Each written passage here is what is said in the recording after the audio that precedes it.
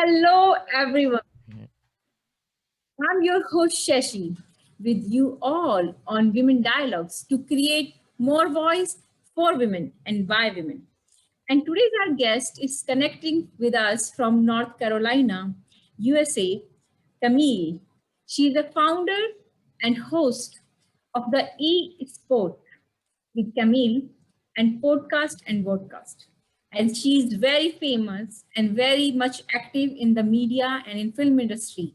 She has worked with a lot of famous personality in her podcast and in her own show. So we will hear more detail, more interesting stories from Camille, what she is doing, what kind of work she's creating, and what kind of personalities she's bringing in her podcast. So let's welcome our today's guest, Camille. So welcome, Camille, on the Global Women Dialogue podcast and talk show. Thank you So so much for having me. I'm so honored. This is a great opportunity. So thank you. thank you, Camille. I'm so grateful that you are connecting, and it's our great pleasure to have you today. And as I was mentioning about your work, and I was seeing your recordings, your work, it sounds fascinating. It's like a lot. You have done a lot of series and kind of in media, a lot of work. So, Camille, if we start talking about your life journey before coming to your current work platform or current kind the work profile, how would you like to define what kind of your childhood journey was? Yeah, well, again, thanks for having me. And my journey was like so many other people. It was twists and turns. And I mean, as a very young kid, I grew up overseas. My parents were in the military, so I was born in America, but we moved when I was like a toddler. First Germany, then Turkey, then Holland. And so from living over there, I never lived on base. I always lived amongst civilians, so to speak. And being an only child, the only way I would learn to be able to play with others was to learn their language. And I went to civilian schools as well. So it was just, for me, I always was very inquisitive. I always was wanting to learn more about my surroundings and the culture and the people. And it's funny looking back now, like it's like I've been doing this my whole life, probably, because I was always wanting to include people and give them a voice and give them an opportunity. And when we finally moved to America, I was just, I think, like a lot of times, because Hollywood makes America look so perfect and ideal, that when I moved here, I just felt like everywhere was going to be mansions and diamonds and champagne wishes and so on. And so I just thought the world was my oyster. I could do whatever I want, but I kept being told no, Mm-hmm. especially because I had a strong accent and I didn't have the best understanding of English grammar, which later on I was discovered to be dyslexic. And so there was a lot of things that were working against me that I didn't even know. So I just would almost use it as a superpower in the way where people would make fun of the way I would pronounce things or say things. So I would find comedic ways to, like, I guess, crush it first, like, so it just made my personality a way where I just wanted to be everyone to be my friend and feel comfortable to share and talk to me. And so when the opportunity to start podcasting, it was just so simple. Like, finally, I could ask all the questions and it wouldn't be invasive or being nosy, but I would still get that fulfillment of knowing that someone that has said something to me in the past, maybe they felt overlooked, underrepresented, or thought that maybe in the entertainment industry, people didn't realize how much work goes into it and how many different positions people could possibly do. And, like, I mean, social media didn't even exist when I was in college. So it's like these opportunities I had to share and let other people know and give back to my community. So that's how I'm doing it with podcasting. And when the pandemic hit, I couldn't work. So it was a great opportunity for me to share with the different people I had worked with and finally get to ask them the questions I couldn't ask on set because you're being professional and don't want to be starstruck, But off camera, I can be like a total fangirl and ask all the questions. So, but it was a little twist and turns in there and having to find other ways around when people told me no, finding other ways to make it happen. Mhm. And when we are talking about your different diverse experiences and all the time having this inclusive feeling, how you find is it important in current scenario? How you see it? I mean, I'm loving that because of, unfortunately, such a horrible incident like what happened to George Floyd opened the world's eyes into how far systematic racism and different things are working against people of color, and to see how we can work together in a more inclusive environment so no one will feel that they're being not represented or not being listened to because of the color of their skin or who they love or gender or even religious background. You know, like there's so many different things in America that they're sold on this whole melting pot idea, or that the American dream is for everyone. And so many times when people, whether they're immigrants or grew up here, they're discovering that American dream isn't so easy as it is for maybe someone who has a different complexion or a different religion or different whatever. And so just being able to, so many different people, the voice to be able to explain what those are or how they can be better included in the conversations, or just even just working together as a group and not separate as Asian only, and like work together as a group, make sure that we're all being heard and all feeling safe, whether it's at work, home, or school. Mhm.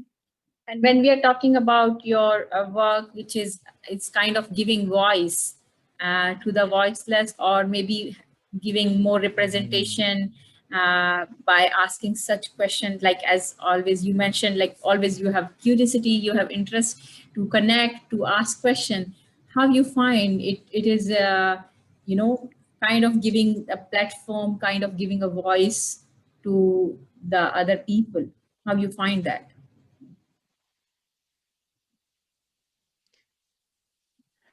Well, I feel like because of entertainment, having that, everybody loves entertainment. Everybody likes watching movies or reading books or art. And especially during the pandemic, we were all stuck home. That's all we had access to, right? So, with giving those entertainers the opportunity to share more than just what they do, but also how they're feeling, because we were all like stuck home, and whether um, I couldn't keep ignoring the things we're being exposed to and how they were feeling, and just being expected to just shut up and play ball or just act and that's it. No one needs to know how they're feeling. I thought that was wrong. And I felt like just because they're actors doesn't mean they don't have care or feelings, or you have to do a lot of research to play these different characters a lot of times. So maybe you're not really a politician, but you've Mhm. experienced so much that you feel as though you have that right to at least explain your point of view. And so it was Mhm. almost as like the Trojan horse in a way, where we're going to be talking about entertainment, but we're going to also slide in a little bit of what their home life is like, what social justice issues they might be going through, or whatever it may be, because Right. the news was just so much during the pandemic, you couldn't avoid it. So Yes. it was inevitable. Mhm. Yeah, so it seems like there are a lot of interesting questions or interesting facts you bring in your work, which usually we get to you know, get maybe quoted by media, or by media, you know, the way they perform or they show up the work of authenticity, of genuineness of individual, whether beyond their career or beyond their professional work. So when we are talking about bringing authenticity and genuineness, and you Mhm. are doing such a wonderful work as bringing out these authenticity and genuineness in people, uh, how you find after having such kind of work, a response from your interviewee, how they feel that? They feel relieved, or they feel something which I, is they were yeah. hiding long enough? What kind of feedback you feel from that? No, it's funny because I remember the first time someone really shared something beyond entertainment, and it was Marcellus Reynolds.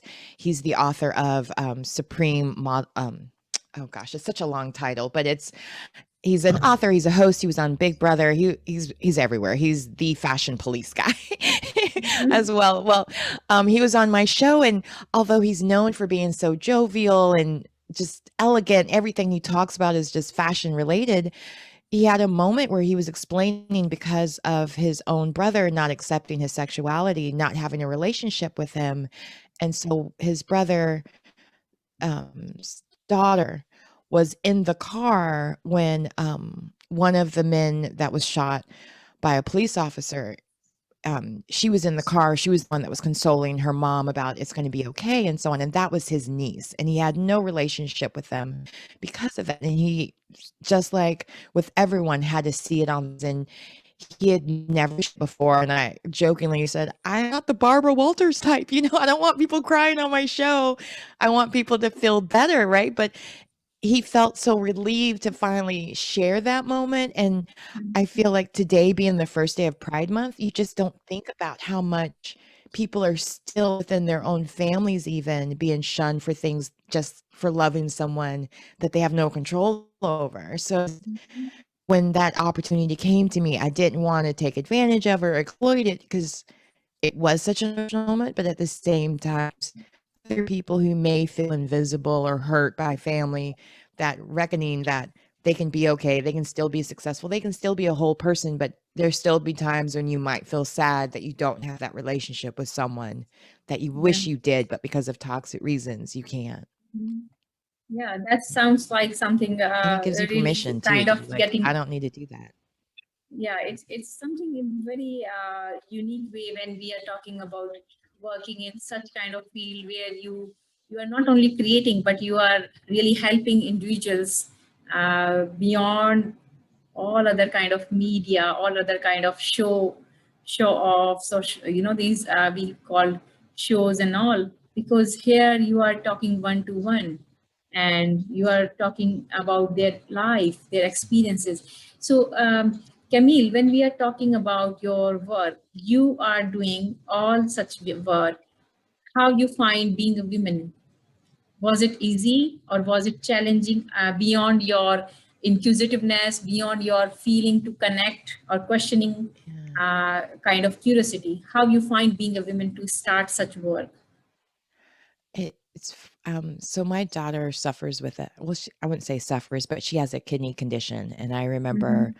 her her her it was her first time getting her x-rays done, and the Mm-hmm. doctor said to her, wow, to be beautiful and smart, what a combination. You can take over the world with those two combinations. And I remember thinking, well, that's kind of a weird thing to say. And, like beauty has something to play with it.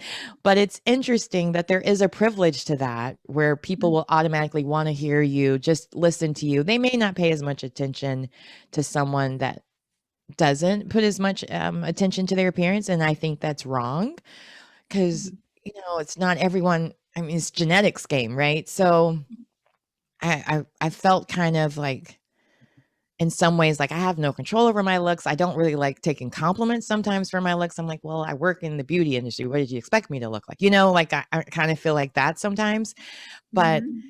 there's also those times when certain men will only want to do interviews with you or meetings with you just because they just want to be around a pretty girl and that's it. And they're not really respecting your brain or your intelligence or how hard your work. And I'm 45. And so a lot of times people assume I'm younger. And so there's also that downside where I have to kind of overcompensate for how I look in a way to make sure people respect my authority and things as well. Right.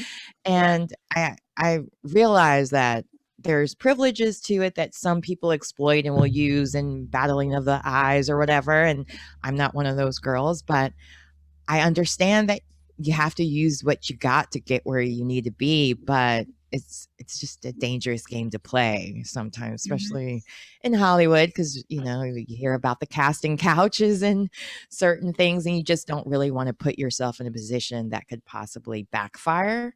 So I'm Mm-hmm. very much where I cut those things down. I don't want to even entertain people who have taken a conversation to a direction it shouldn't. So there was a sponsorship meeting I had, and I was just all excited about getting my first sponsor. And he, he went through the whole thing of, well, since this industry I'm looking to break into is predominantly white male, I think my best best opportunities to hire a white female. And I was like, well, why'd you take this Mhm. meeting? Most of the industries are dominated by white males. I'll Yeah, always be a black female or, a person of color. So right. it was just like, it goes both ways with that, where you really have Mhm. to kind of be prepared and have thick skin, because Mhm. men sometimes are just so used to the world kind of revolving around them, they forget that when they Mhm. say things like that, it's Mhm. inappropriate, it's not Mhm. correct, and I will never work with that person, Yeah, knowing that that's their mindset and how they conduct business. Because that was our first business meeting, and that was brought up amongst many other inappropriate things that I was just like, women shouldn't have to deal with this at work. right. Right.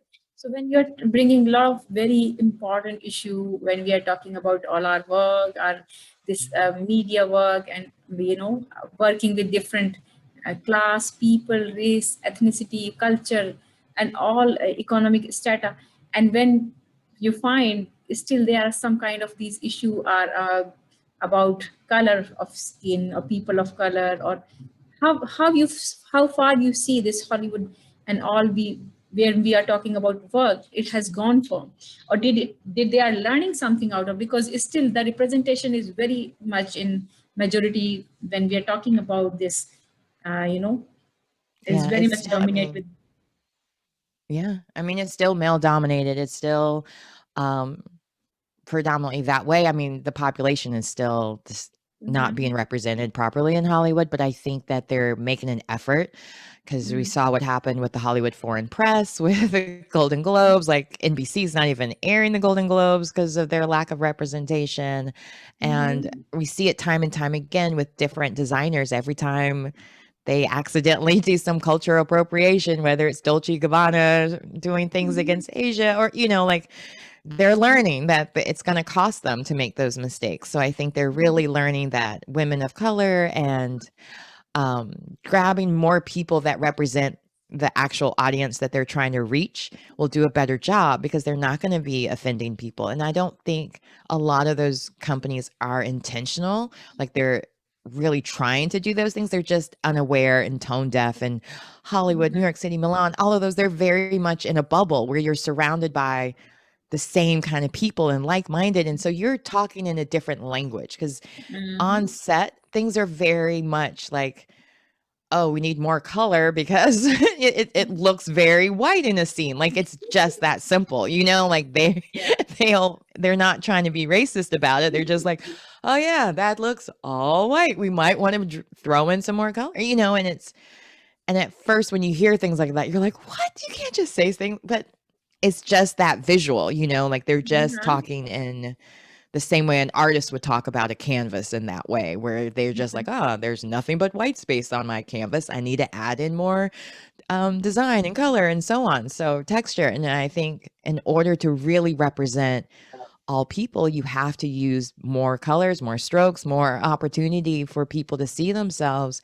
mhm, Otherwise, we're just gonna have more division, more hatred, more reasons for people to assume the worst of people, because they're only seeing from that perspective. If I'd only watched TV and never met some of the different groups of people, even as a Black woman growing up overseas, it was very limited. So when I came to America, I would have made assumptions that all women look like Dynasty, because that's what I'd only had seen. And so to see mhm, different versions, it was like, oh, there's poor people in America? I had no idea. You know what I mean? Like, you mhm, really have to you really have mhm. to show more so people can Yeah. understand more than, because So Camille, when we are talking Mhm. about showing representation, here we discussed about as a canvas, we would like to show more colors and get the feeling of vibrance.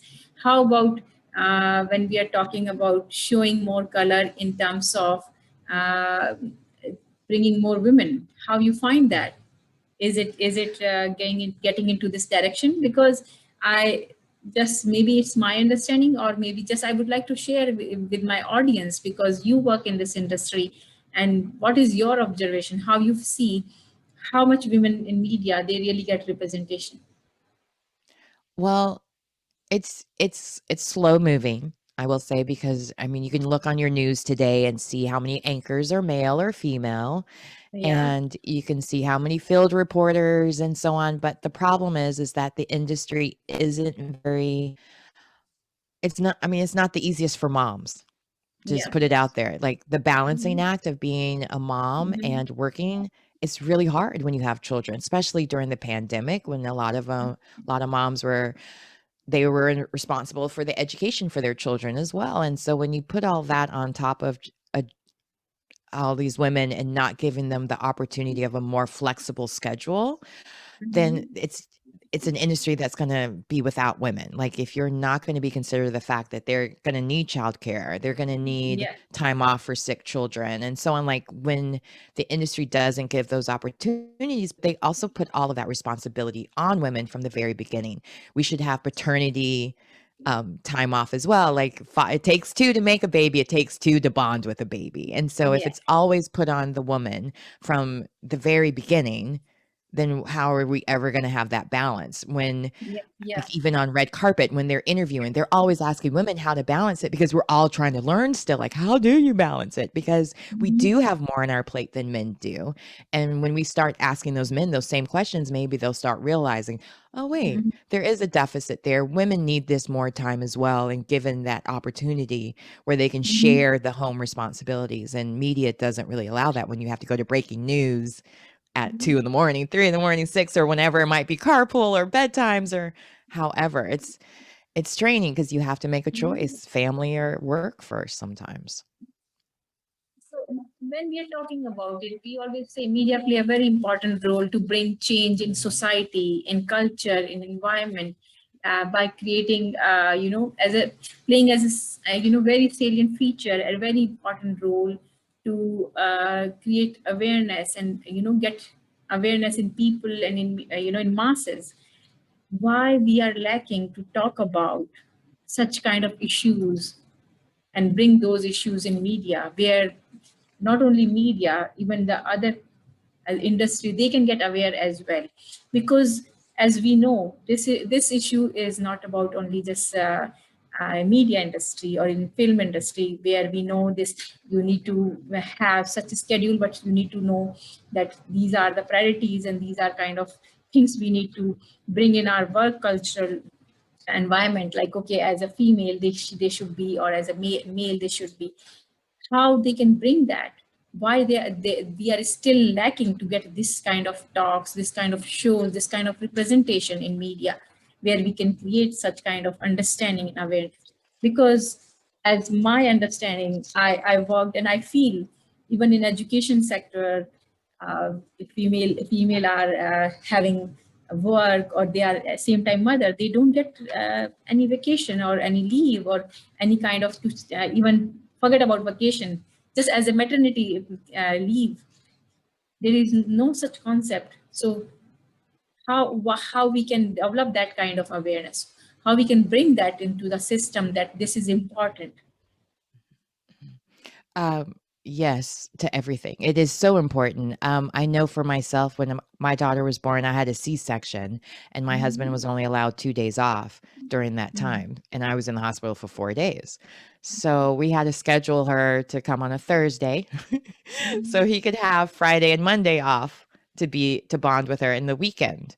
Mhm. But not everyone has that opportunity, right? And so when industries, whether it's media, whatever have you, starts giving more information about this, how important those are, and how important it is Mhm. for that bonding time, how important it is for women and fathers to have that opportunity to bond with their children. But I think the problem is that there's this whole idea of super moms, super women, that we can do it all and we have to do it all without Right. complaints and just hustle and have multiple streams of income and do this, do that. But who's suffering from all of that? Maybe it's the children, maybe it's our home life. And we're not sharing that part of it. We're only sharing the wins. We're not talking about all the things we had to lose out on or sacrifice for in order to get to that point. And I Right. think with podcasting, people are starting to notice because news, they only have like a minute and a half to share for each stories. So they're not Mhm. getting all of the information out. They're just getting the Cliff Notes version of it. And so with Mhm. podcasting and different things, they have that opportunity to really delve into a topic and really share all the elements of it. And I think with this whole movement of more podcasts coming out, more women having voices, because we're not being limited by the male newsrooms where they're saying Mhm. that story's not important. Who cares about that? We don't want to share that kind of information. You know, we don't have to Mhm. wait for that. We don't have the gatekeepers keeping us away from sharing what's important to us and Mhm. what we need. And even our partners are learning or hearing from maybe other men as well, like what a difference it was being able to stay home with their children when they Mhm. were first born or adopted even. So like the more we share our stories, the more compassion people will have for them and hopefully start making differences within their organization or companies. And I love when companies have women CEOs because you start seeing the changes where now they have childcare services or paternity leave. Yes. Like you see those changes happen. So it's like, I want to work there, you know, and you start realizing those are why those places are like top earners or top 500 companies is because they take good care of their employees. Unlike Right. some of these bigger conglomerates where their billionaires are owning them, but they're not taking care of their companies. They're not unionized. Mhm. They're not giving them livable wages or time off with their family. They're just working them and making them deliver 24 hours, 7 days a week. You know what I'm talking about. But, you know, you got No, to take care of people. I can understand. I can see how it is going because when we are talking about this media in media women representation, and you mentioned like they represent always super mom, super women, and on the name of super mom and super women, which I always say that they said, okay, we are showing super mom, super women, and they put women empowerment title, and they have given Mhm. additional work, right? Now you are working your job as a professionally to show as you are professional women, and but it doesn't mean your other duties or other responsibilities and work has got less or get got shared, which is still the same. So who is bearer? Again, it comes on the women is bearer, but she never showed that part because she just got this concept in mind. Okay, I need to be super mom, super women, and that's why we are talking about that, why we are lacking this kind of representation in media to show this real picture, what it means to be, what it takes to be, and how we can bring more conscious effort, like as you shared this child care, having such a maternity leave, or maybe many other, like there are a lot of ways to bring such kind of environment where they can perform better and they can grow better and they can balance their life and work and all factors. So, Camille, when we are talking all these, you are mom, you are working, you have experience in different field as well, especially in media. How you define your life as a part of your childhood? We know you shared about your childhood coming into the career or in the professional life. How you find it? No, I mean, I was one of those moms that was a working mom. I was a spa director when I was pregnant with my daughter. So I worked 40 hours a week normal. And then when I was high risk, so I had to take off a month before my daughter was born. And I just Mhm. was very nesting and just I was still planned as soon as I have my baby, I'm going back to work as soon as I can. Like I was still in that mindset because I knew we needed the Mhm. money. Like, how are we going to be able to balance with just one income? So when unfortunately, or no, fortunately, actually, when she was put into my arms, there was no way I could go back to work. Like there was just once I saw her, I was in love. There was no way I could trust anyone to be with her. And I was like, I didn't go I like who else would be able to give my daughter the same love and affection. And I was like, I graduated dean's list of my college. Clearly, I can't afford that level of a nanny, so I might as well just stay home with her.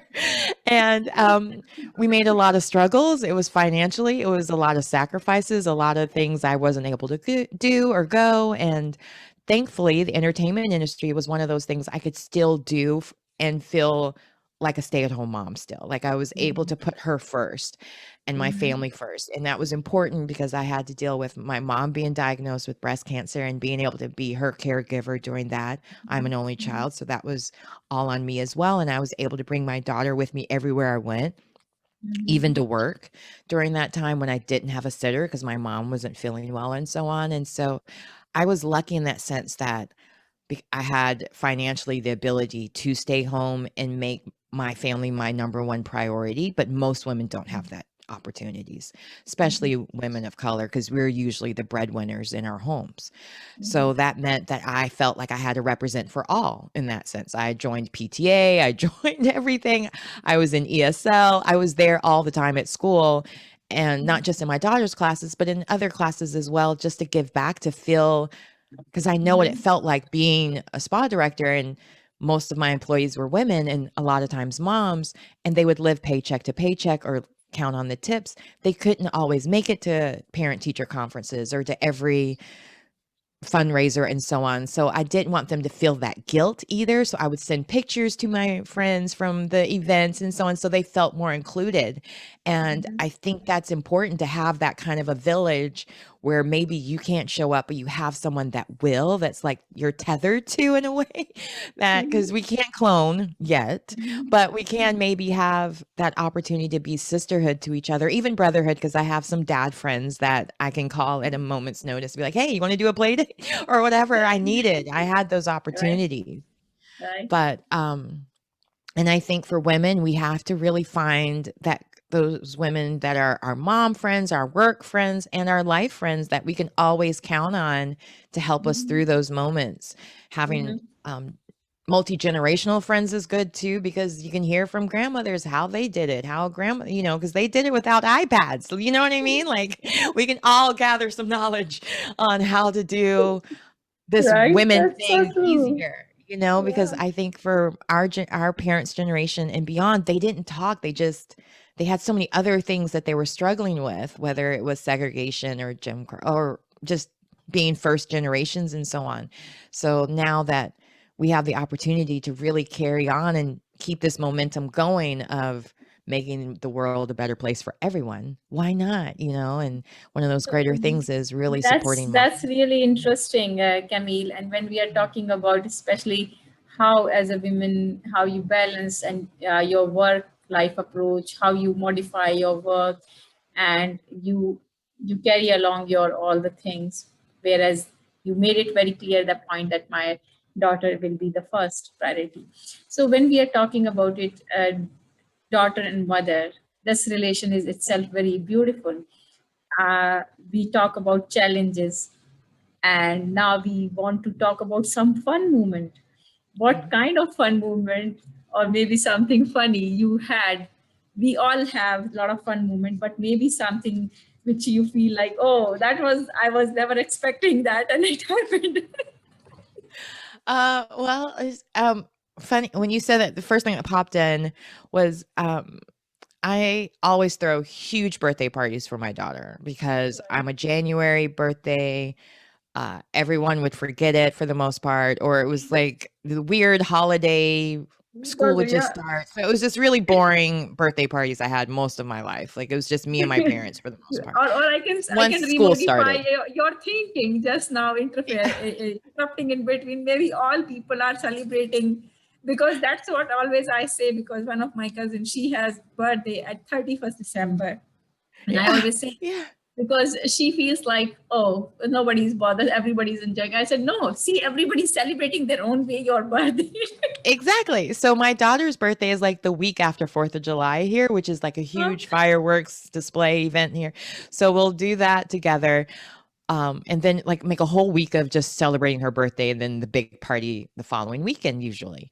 Well, with the pandemic, I wasn't allowed to do that, right? Everything was shut down, everything was closed. So the only thing I could think of, and I'm sure everyone that will be watching will probably be above this age now, but I had Christmas in July for her. And one of my guests I had a few years back was Santa. So I had him sing her a song, and we did a whole Christmas in July. Like, I decorated the entire house Christmassy. And we woke her up in the middle of the night because we couldn't wait. basically.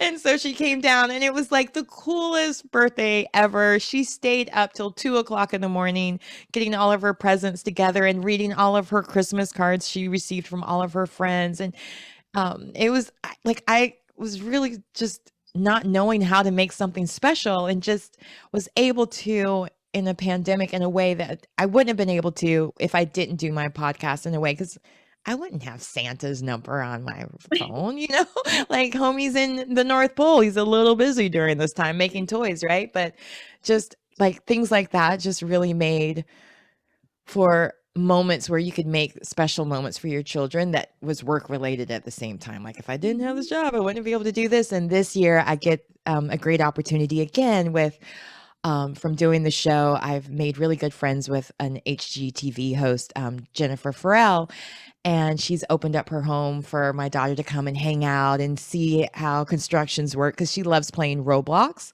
And so it's a Mhm. great way for her to see architecture and see how it's all designed and made, and in a beautiful mansion out in Malibu and so on. And so I'm really excited about her getting those opportunities from my job. And I'm like, I got into this to Mhm. get her proud of me, to be the cool mom. So it's like I'm finally getting to live out that part of it. So it's exciting. I mean, granted, if anybody knows Sky Jackson, please hook me up, because that's the other part she wanted, was to meet Sky Jackson. So, well, I did my best. We did get to go, and Wow, or we're that's gonna go really in a few funny months. and interesting, especially when we are talking about Christmas in July. Yeah. I was like, sold, because I didn't grow up celebrating Christmas. But So, that, especially when yeah. you're talking about birthday and July, all the things you feel like, okay, it's like more over summer and all. I mean, do you know how hard it is to find Christmas stuff in July? It's really hard, just for the record. So, and funny enough, we still have the Christmas tree out. Well, one of the Christmas trees, we still have it out just because it's so beautiful and cheerful. Mhm. And it reminds us of that day. And it's almost her birthday again, and it's still out. But, yeah. So, Yeah. So that's really funny and a very interesting share how we can make even in same time it's I think it inspire and motivate us as well, like how we can create such movements in our life even though all the adversities we have lockdown, we have there, we are isolated, but see here we find something new and we are finding some fun moments and bonding moments. So Camille, when we are talking all about you are creating path for not only for your daughter but for many other women as showing up as yourself as a leader as your own way, how you define your leadership? wow. I didn't really think of myself as a leader since leaving spa management and being a director in that, because that's like a defined role of you're a leader. But Mhm. then being a mom, you start realizing every day you have someone looking up to you and wanting to Yes, see how to live their life at the best way. You have right. someone that's following you around and seeing everything you're Mhm. doing. And there's Right. no better way to lead than by example, in my opinion. Yeah, So my daughter sure. goes with me when I volunteer with North Carolina Asians Americans Together, or different organizations, to show how important it is to show up for everyone, Mhm. not just for yourself. And so recently I started being part of the George Floyd Memorial Center here, and was able to do a couple of great events where we're the Day of Enlightenment, and just be able to lead in the sense of using my platform as a way to share it to others, to make sure that they're heard. And Mhm. it was a great opportunity for me to be able to show my daughter the importance of, when somebody gives you something responsible to do, you have to do it. Because of course my show has nothing to do with what happened to George Floyd, but because of my connections with the police union, I was able to bring George Floyd's family and the local police spokesperson together and have those conversations. And they knew it was in a safe space to really bring about community and caring. And so it's just, I think that's what a real leader is someone that takes care of their troops. A good Mhm. captain takes care of their troops and doesn't expect for them to do anything they wouldn't do themselves, but also leads by example. Yeah, I think that's a very beautiful way and very important thing which you are talking about. How we can cover up that space by creating such conversations, such dialogues, and such kind of uh, bringing out on your, like as you said, on your platform, because we know, we identify there is a space and we need to talk about, but how and who, Mhm. and having that courage and giving that space is itself a very great leadership example. So wonderful, Camille, which you are, the work, kind of work you're doing, you are setting up example for your daughter, but I think for many other who are listening and watching us right now beyond your podcast and all. uh, Camille, we talk a lot about your life, about your work, challenges, fun. So when we talk about as a wholesome, as a woman, what kind of message would you like to give by your experiences to our audience who are listening and watching us? Find your people, find the people who will keep you motivated. Like there's definitely people I know that I can call when I'm feeling I don't want to do this anymore, and I know they're going to tell me, "Keep going, you got it." Like you have to know who those people are, cuz those people that you can call and they'll immediately be like, "Oh no, you shouldn't do that, girl. Like it's done." So making sure you have those people in your life that are going to keep you motivated. Mhm. Staying away from those that don't, cuz it's whatever they're going through is their challenges, not yours.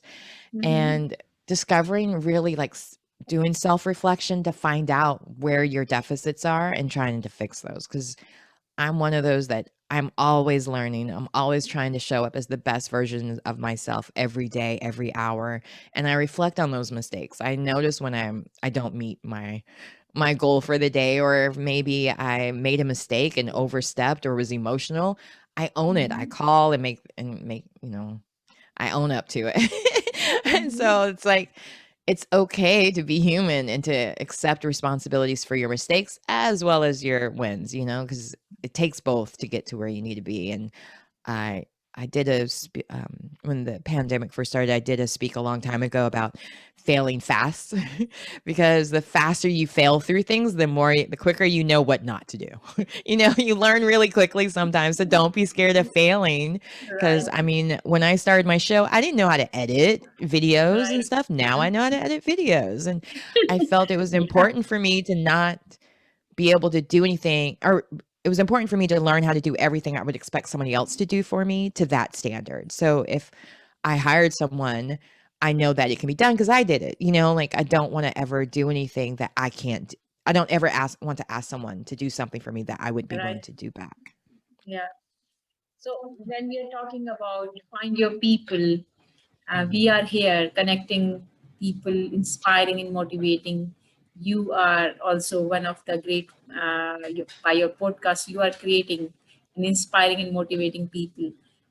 How you find such kind of work like this women dialogue and all is important.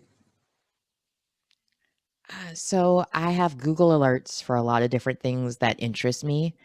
And when I read a story that's fascinating to me, I try to find a way to see if it'll fit into my show or find a guest that fits that topic. So, right now, with all the different things going on in Israel, I felt it was important to have someone from that could speak from that experience that was in the entertainment industry. So I'm going to be interviewing Nassim Black, who is a Hasidic Jewish rapper, and then when all the Asian hate was going on before that even happened, I made a point of making sure that I had someone on that could speak from that perspective because I think it's important to give room to people to speak from that perspective, but how it affects entertainment, and because it Mhm. doesn't happen in a vacuum. When those things are happening, it affects people's work no matter what industry they're in. So it's nice to be able to show how it works in the entertainment industry because a lot of times there was an interview just the other day on Z-Way with Little Ray. He's a comedian and actor, and he was talking about how important it was that his director realized that he needed a day off after the George Floyd incident and had a therapist on set the next day. That's powerful. That's making a difference. And maybe that's something that from now on, they'll consider having for those traumatic scenes, whether it's playing a victim of abuse or rape or whatever. Those are very traumatic. And I think it's more than just having someone on that's making sure you're not being exploited physically, but also mentally. And so the more these Mhm. conversations are happening, the more people might realize, oh, well, since I can't speak of it directly, I know someone that can, or I know how to get the help that I need to make sure that my crew, my cast is well taken care of mentally and physically. And so I love that these conversations are opening that Mhm. opportunity. So now maybe Right. psychiatrists will be specialized in that area, will like, they'll get that opportunity too to now really help create maybe even better work because it won't be so triggering for the actors Mhm. and maybe those watching. Yeah, that's so true. And especially when we are knowing now, we need a lot of mental health support for a lot of people, and those are due to current pandemic scenario, a lot of stress, job loss, a lot of losing someone, their close ones, and all they need such kind of support. Yeah. So I So think much. that's Yeah. so important. So Camille, you spoke by your heart, you shared your story, you shared your wisdom, and you shared your work, which is so important. And especially sharing your knowledge is power, I believe. And I think our all audience and listeners really get some kind of inspiration and motivation from your story. So thank you so much for sharing it all on this Women Dialogue platform. Thank you. Oh, it was my pleasure. Thank you so much for having me. And thanks to all our audience and listeners who are listening and watching us. As I always say, we are here to help you, to support you. And as you saw and you hear our today's speaker, Camille, she does her own podcast. She brings a lot of issues, those are important in social issues and as well as political issues. Those are need to be raised, those are need to be discussed. So if you are interested, I'm going to put her podcast detail in the description. Go and check it out. And along with that, don't forget to share, subscribe, and like. With this note, I will come with one more next episode to inspire and motivate you to grow and develop better in your life. Till then, take care. Bye bye.